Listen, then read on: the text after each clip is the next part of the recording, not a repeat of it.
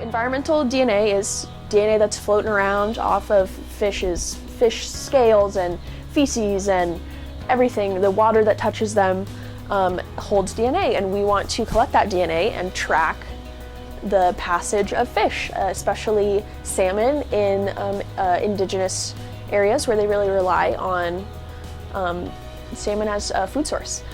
And so we have a sampler called the polywag sampler. With the polywag sampler, you can set it to take a sample whenever you want, leave it out in nature, and it will take the sample for you, so you don't have to keep going back. Our team was trying to solve the problem of finding how much contamination was left in the polywag sampler after taking samples.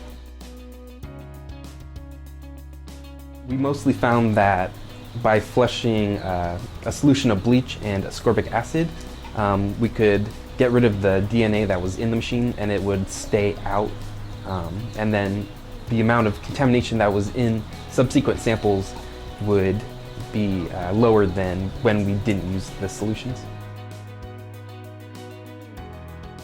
Our main goal was that we were working with an agrivoltaic system, which is the combination usage of solar panels and traditional farmland. And what you have with livestock is this new problem where, they're going to move around with the panels. So we were interested in creating an array or a system that could have the photovoltaic panels and the cows kind of live peacefully together, where neither is really disrupting the other.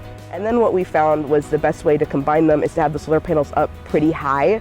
And what you have there is you have now exposed these panels to more harsh wind forces than you would expect if they were lower to the ground. So then we were really interested in making sure that we could create a system that was strong enough to support the new, stronger wind forces, but not to where we have to create a system that is so overly reinforced with metal and strengthy materials to where the array is way more expensive than it should be.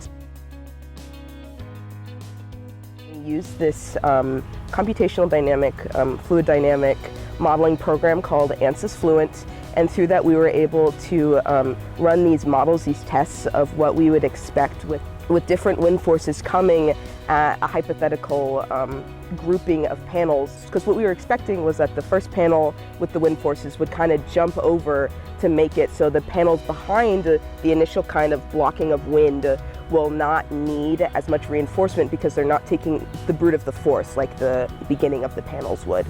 It was going to blow through all of the panels that we need to really reinforce each one, or it was really we really wanted to focus on the outskirt panels that were going to be affected the most by wind. And from what we saw in our results was that was the case. The wind would kind of jump over that first panel, and that the panels in the inner kind of area of the array were not as affected.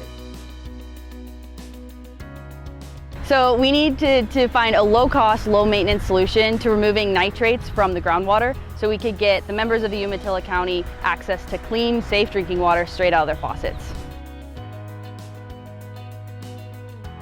So our group wanted to focus on something naturally based and something that was low cost and low maintenance, and we decided to use a wood chip bioreactor, which essentially combines soil and wood chips to treat nitrate out of the water. Creating a technology for pre-treatment of water prior to it being diverted to managed aquifer recharge, or MAR. And MAR is a method just for artificially injecting water back into aquifers, but they often have problems of being clogged, especially by colloidal particles like silt and clay. Our team was tasked with developing a solution to reduce the amount of clay and silt in the water before it goes to Mars. We ultimately decided on a sedimentation basin. We did a lot of research looking at what typical suspended sediment loads in primarily agricultural runoff, but also urban runoffs are present. And then we utilized various kind of standardized designs from like the International Sediment Control Association, as well as others, to look at traditional sedimentation basin designs and how we would essentially apply that for an agricultural setting. And then we went on a little bit further and also investigated how baffles can affect sediment removal as well, or that was at least our goal. The biggest obstacle is just learning an entire new program. I think the most surprising thing was how much we learned and how little we knew going into it. So a big obstacle was just the bureaucracy of getting the materials, and that's just a natural part of the senior design process. There's a lot of things we thought would work, and then as we were building it, we consulted with Dr. Selker and learned that it wasn't the best way to do things. We didn't even realize to put in a plug to drain our basin, so we couldn't do that. So there's just a lot of obvious things you can miss when you're focusing more on the pen and the paper rather than putting it into practice. Nothing went directly according to plan all the time. There were small problems that kind of popped up, so we always had to be on our toes, but nothing that we couldn't get over. Definitely having to come up with changes and adaptations on the fly was something that I didn't expect, but was very happy that I had the opportunity to learn, especially because I feel like I'll be able to use that experience in my future career. I think that talking to a real-life client for a project helped me kind of step up what I was doing in terms of, professional communication and learning what our client needed, being more open-minded to projects changing and a lot of different learning paths. The emphasis on communication and working with your team, in such a dynamic process, things go wrong, people's schedules changes, and learning how to manage that and navigate through those challenges are definitely skills that I will use in my future career. So I think mostly the process of researching a problem, figuring out how you're going to solve it, testing it a few times, moving on to actually applying it, and then writing your report. I think that's helped me gain the experience that I need for future jobs. I thought it was really helpful to go from the very beginning of getting a problem and trying to find alternative solutions, choosing the solution, all the way to experimenting and testing that solution. So just the whole process was a huge learning experience. Being more confident in myself as an engineer, and just knowing when, you need to make those tough decisions and just be confident in yourself.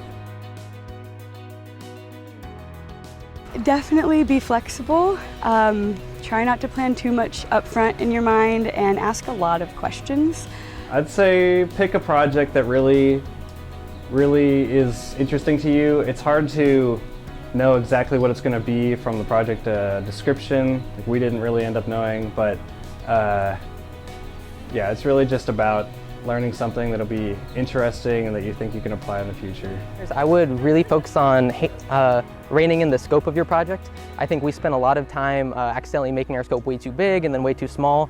So I think just being honest with what you can get done in 3 terms and just following through with that is probably a good goal. Is find a group of people that you enjoy working with and can work really hard with, but also enjoy the process as you move through it. Lower your expectations. Just have fun with it. It's your senior year, you're young. This project isn't everything. End of the day, it's just, 8 months out of 1 year in your life. So just have as much fun as you can.